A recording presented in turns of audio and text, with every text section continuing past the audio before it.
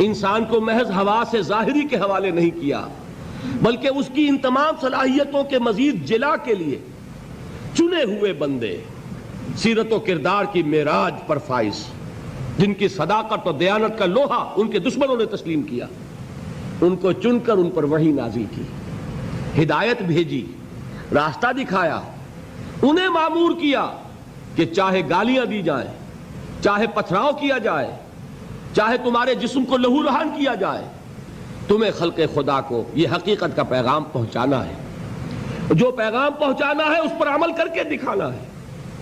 اگر ایک نظام دیا گیا ہے تو نظام کو قائم کر کے چلا کے دکھانا ہے۔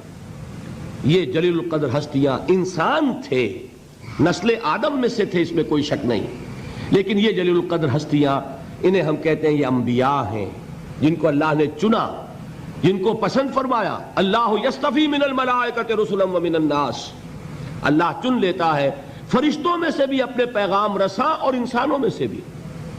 فرشتوں میں سے کسے چنا؟ جبرائیل کو۔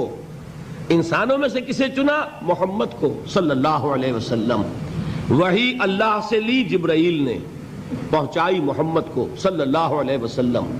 وحی محمد نے لی جبرائیل سے صلی اللہ علیہ وسلم وعلیہ الصلاۃ والسلام، اور پہنچائی انسانوں کو۔ یہ دو لنکس ہیں اس نبوت و رسالت کی، رسول ملک فرشتہ، رسول بشر نبی یا رسول۔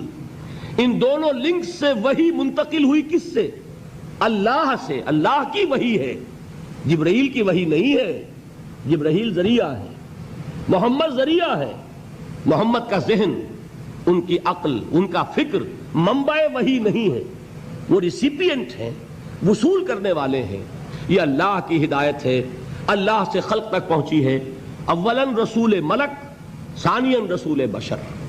یہ ہے نبوت، یہ ہے رسالت۔ یہ نبوت اور رسالت اپنے زینت پر پہنچی، اپنے کلائمیکس کو پہنچی، اور اپنے زینت اور کلائمیکس اور نقطہ عروج کو پہنچ کر ختم ہو گئی، اور یہ نام ہے محمد الرسول اللہ صلی اللہ علیہ وسلم، خاتم الانبیاء، رحمت للعالمین، خاتم النبیین، آخر المرسلین۔ ان کو جو ہدایت دی گئی وہ ہے القرآن، الہدا، the guidance, the complete guidance, the final guidance. نوع انصارا پیام آخری حامل او رحمت للعالمین۔ ان تمام چیزوں کو جمع کریں گے تو اس کا نام ہے ایمان بالرسالت۔ یہ ہے ایمانیات۔ بات سمجھ میں آئی؟ اب کون سا باب ہے؟ یہ گنتی آپ کیجئے نا، کہیں میں ٹھوکر نہ کھا جاؤں۔ 5واں باب غالباً۔ دیکھیے پہلا کیا تھا؟ ایمان کے لفظ ایمانی، کچھ یاد ہے کہ نہیں؟ ایمان کے اصطلاحی معنی۔ نمبر 3 ایمان کا سبجیکٹ میٹر یا موضوع۔ نمبر 4 ایمانیات کی تفصیل، اور ان کو ہم نے گروپ کیا 3 ایمانیات میں: ایمانیات ثلاثہ، توحید یا ایمان باللہ، معاد یا ایمان بالآخرہ، اور ایمان بالرسالت۔ تو اب 5واں باب ہے۔ ان ایمانیات ثلاثہ کی ریلیٹو امپورٹنس، ایک دوسرے کے نسبت سے اہمیت کیا ہے؟ بات یہ جان لیجئے، یہ تینوں ایمان ایک ایک اعتبار سے اہم ترین ہے اپنی جگہ پر۔ اصولی اعتبار سے، علمی اعتبار سے، نظری اعتبار سے اہم ترین ایمان کون سا ہے؟ ایمان باللہ۔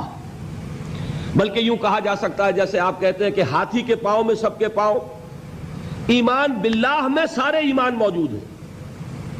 یہی وجہ ہے کہ ایمان مجمل یاد ہے؟ ایمان مجمل کے الفاظ کتنے حضرات کو یاد ہے؟ ذرا ہاتھ اٹھائیں۔ ایمان مجمل، ایمان مفصل، بڑی مایوس کن صورت ہے۔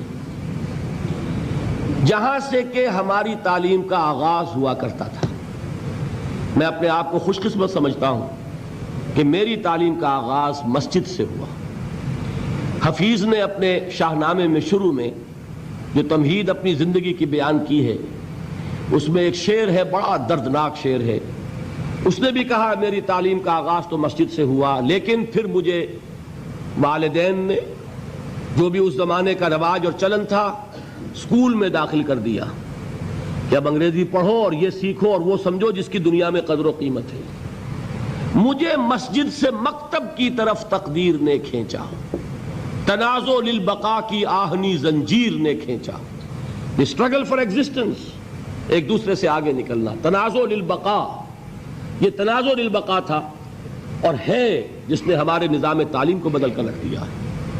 اب آپ بچے کو پڑھائیں گے کنڈر گارڈن سے، وہ ڈیڈی اور ماما اور پاپا کہنا سیکھے، وہ اللہ اور محمد کے نام نہیں سیکھتا۔ نتیجہ کیا نکلتا ہے؟ کلمات اس کو یاد نہیں ہوتے، ایمانیات اسے یاد نہیں ہوتے۔ لیکن یہ کہ پہلے ہماری تعلیم کہاں سے ہوتی تھی؟ نورانی قاعدہ پڑھو، پھر وہ تعلیم الاسلام مفتی کفایت اللہ صاحب کے رسالے، وہاں سے میرا آغاز ہوا تھا تعلیم کا، اور وہاں سے وہ دولت مجھے ملی ہے کہ مجھے آج تک یاد ہے۔ ایمان مجمل کیا ہے؟ آمنت باللہ کما ہوا باسمائہ وصفاتہ وقبلت جمیع احکامہ اقرار باللسان وتصدیق بالقلب۔ ایمان مفصل کیا ہے؟ آمنت باللہ وملائکتہ وکتبہ ورسلہ والقدر خیرہ وشرہ من اللہ تعالی والیوم الآخر والقدر خیرہ وشرہ من اللہ تعالی والبعث بعد الموت۔ اب آپ نے سوچا ایمان مجمل ایمان مفصل رشتہ کیا ہے؟ مجملاً ایمان نام ہے ایمان باللہ کا، اللہ کو مان لیا، سب کو مان لیا۔ تفصیلاً ایمان نام ہے اللہ کو ماننے کا، فرشتوں کو ماننے کا، اور یوم آخر کو ماننے کا، اور تقدیر کو ماننے کا، اور نبیوں کو ماننے کا، کتابوں کو ماننے کا۔ یہ ہے تفصیل۔ اور اجمال میں جس نے اللہ کو مان لیا، اس لیے کہ نبوت اور رسالت کیا ہے؟ اللہ ہی کی ایک صفت ہدایت ہے جس کی توسیع ہے۔ ہادی، الہادی کون ہے؟ اللہ۔ اس کی ہدایت کی شکل کیا ہے؟ وہی نبوت رسالت۔ اللہ کون ہے؟ وہ ہے العدل، انصاف کرنے والا، اور اس کے انصاف کا ظہور ہوگا آخرت میں۔ ایمان بالآخرہ کیا ہے؟ اللہ کے صفت عدل کا ظہور ہے۔ نیکوکار کو اس کی نیکی کا جزا ملے، بدکار کو اس کی بدی کی سزا ملے۔ گندم از گندم بے رویت، جو سے جو، جس نے گندم بوئی گندم کاٹے، جس نے جو بویا جو کاٹے، جس نے کانٹے بوئے کانٹے کاٹے۔ یہ عدل ہے، اللہ کی صفت عدل کا ظہور ہے آخرہ۔